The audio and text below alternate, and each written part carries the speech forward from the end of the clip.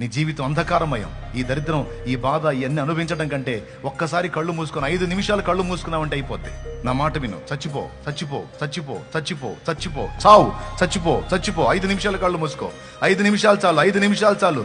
ఈ బాధలేవి ఉండవు, ఈ వేదనలేవి ఉండవు, ఈ ఆలోచనలేవి ఉండవు, ఈ ఒత్తిళ్ళేవి ఉండవు.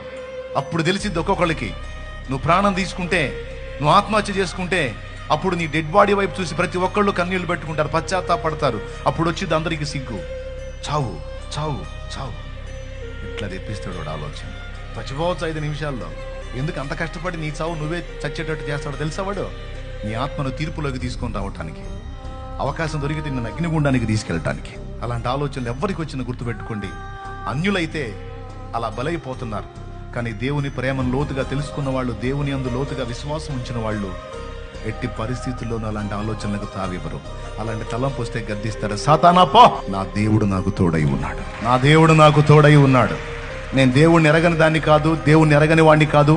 ఆయన బలం తెలియంది కాదు, ఆయన శక్తి తెలియంది కాదు, ఆయన ప్రేమ తెలియంది కాదు, అన్ని తెలుసు. మరి నా దేవుడు నాకు ఇలాంటి పరిస్థితులు ఎందుకు అనుమతిస్తున్నాడు? ఏమో, నేను నేర్చుకోవాల్సిన పాఠం ఏముందో, దీని మూలంగా నాకు రావాల్సిన దీవెనలు ఏమున్నాయో, దీనివల్ల నేను పొందాల్సిన అనుభవాలు ఏమున్నాయో.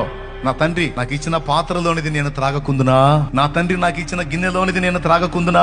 సాతానా పో, నా దేవుని చిత్తమే జరుగును గాక.